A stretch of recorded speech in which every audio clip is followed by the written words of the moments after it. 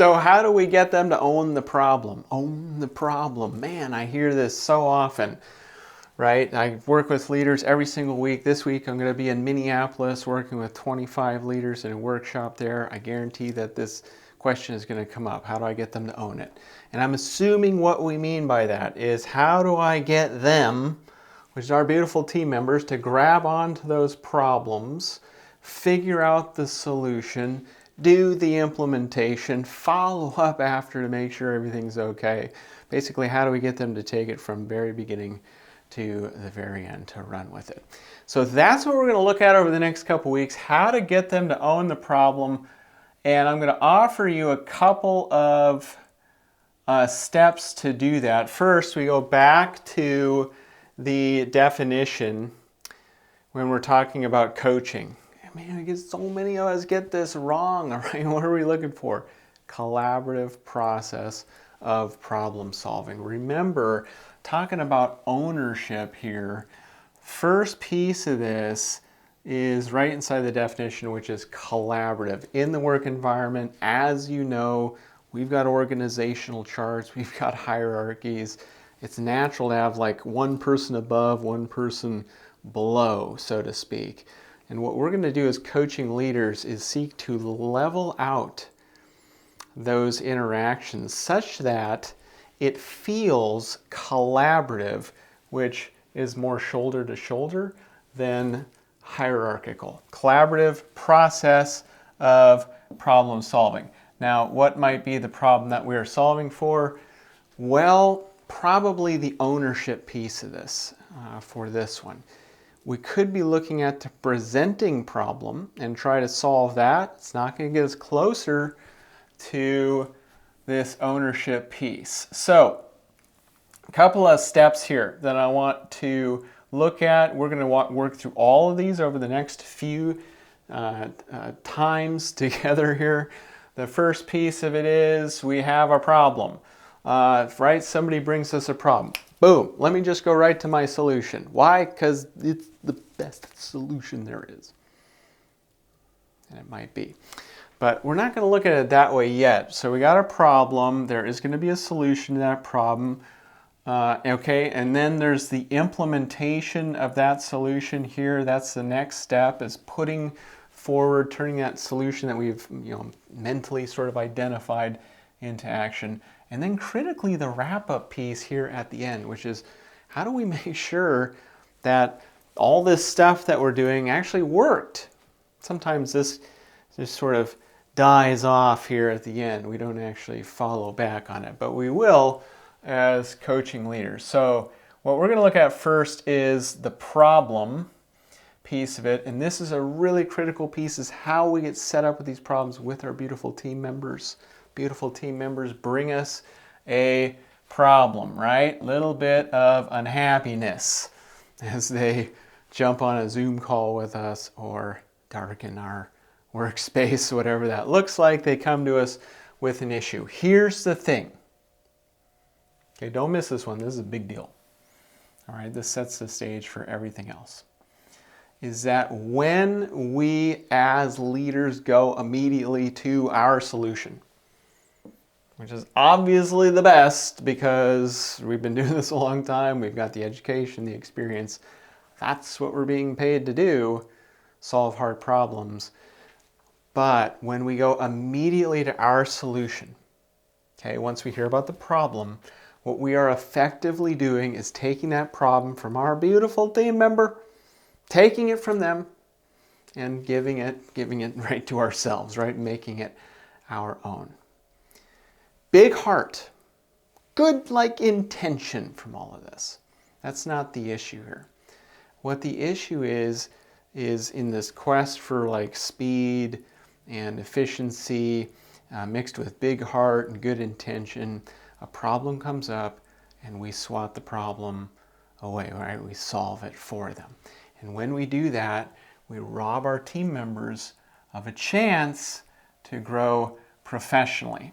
So we're going to look at solution implementation wrap-up in some future sessions here. But critically, here's the deal. When they come to you with a problem, we want to first get the mindset right when we are tackling that problem, because this is about getting them to own the solution, and that might take a few interactions for us to get that underway. So here's the mindset shift.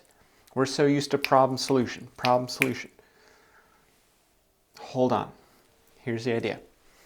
Just allow your beautiful team member to have a problem. Who has the problem? You? No. Right? And I'm being a little bit flippant, but you know what I mean. Like, who has they're the one with the problem. All right? And if you subscribe to this idea, like all of my team members' problems are my problems, and all my family's problems are my problems, all my friends' problems are my problems. If you do that, you probably live a little bit of a stressful life, right? I mean, like, if every problem becomes your problem, man, that's really difficult. So here's step one. Let's just allow them to have a problem.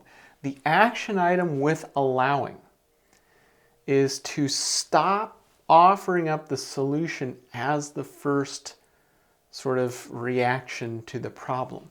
When we get to the problem, we allow them to own it. We allow them to have a problem by doing a couple things. One is offering up none of our great solutions yet. Not yet. We might do it, just not quite now, okay? Here's where we might start. Team member comes to you with a problem. We're going to take the coaching leader approach.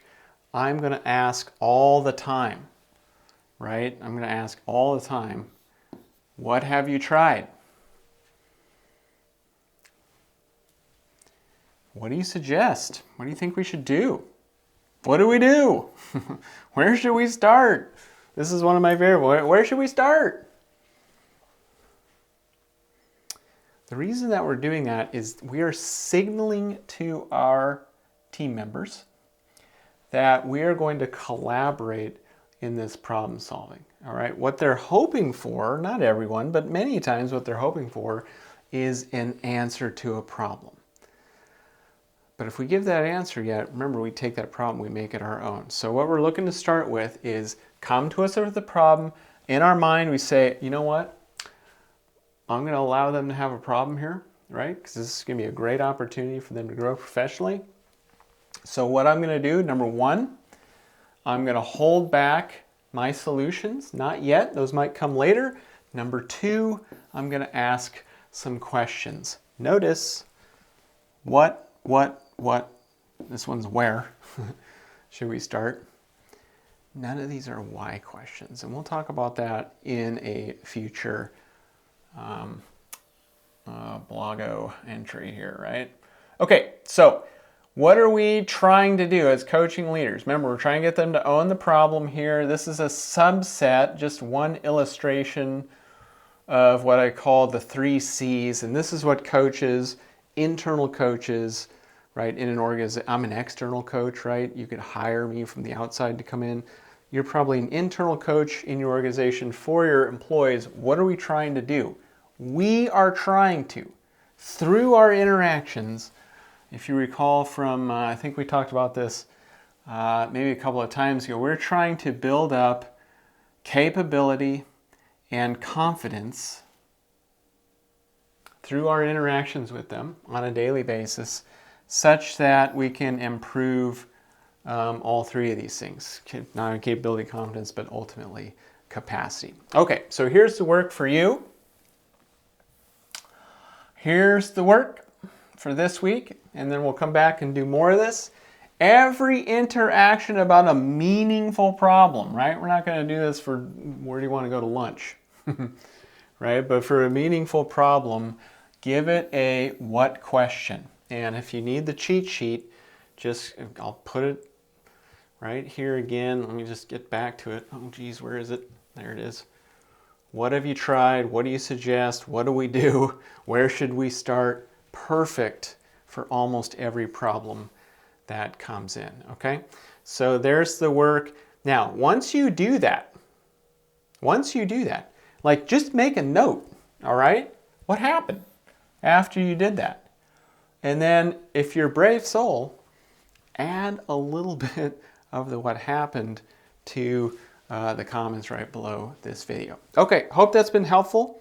We'll come back next time and keep going on this topic. How do we get our beautiful employees to own that problem? See you next time.